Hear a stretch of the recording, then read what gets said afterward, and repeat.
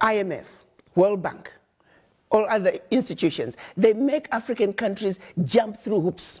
Loans will never be able to pay.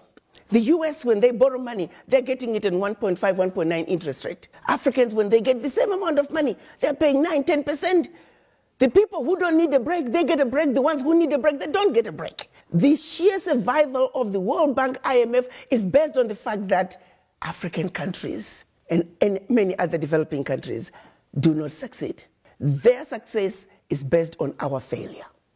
That has to change. And guess who can make that change? We, the children of Africa, we, the Africans, are the ones who have to say, we know your game now. Enough is enough. We're not playing it anymore. And this is where the diaspora come in. There are more Ghanaian doctors in New York City than in the entire country of Ghana. There are more Nigerian doctors in LA than in the entire country of Nigeria. So let's be serious here. What Africa needs is capacity, capacity, capacity. And that capacity is in the diaspora. So it behooves us to bring the diaspora together. Let them understand what is really going on in our Africa. Diaspora are not going home. Diaspora are angry about Africa because they are not understanding the root cause of why Africa is where it is today. They think getting rid of a president will take care of the problem. Far from it. That president is just going to be replaced by another one who is going to equally suffer from the same difficult environment to work in. So let's look at an Africa that must be free to take care of herself, an Africa that's free from exploitation from outsiders. The multinationals who are stealing from Africa every day in broad daylight. I use an example of the DRC.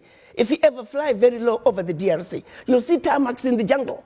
You'll see 747s flying into DRC, picking up minerals and flying right out. The same multinationals are responsible for arming young people and giving them MK-16s. Because why? Their satellites in the skies are telling them where that village is. There are lots of diamonds. So what do? Arm young people, drag them up, and send them to go chop off a few heads. The rest of the village runs away, so they come behind and do their illegal mining. We black people must understand what is really going on. Because what we are shown instead is, oh, look at those Africans killing each other. There are some serious games that have been played in Africa for far too long.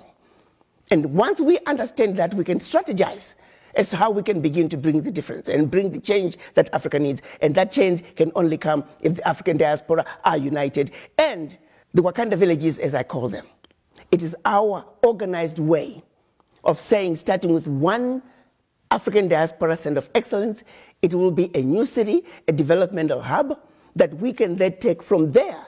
Every sector is developed. Take healthcare. How many doctors do we need in this region to take care of this many people? We pick up education, same thing. We pick up engineering. We pick up electricity. How many megawatts of power do we have in the region? How many do we need? Be it solar, be it wind, be it hydro, be it geothermal, be it nuclear.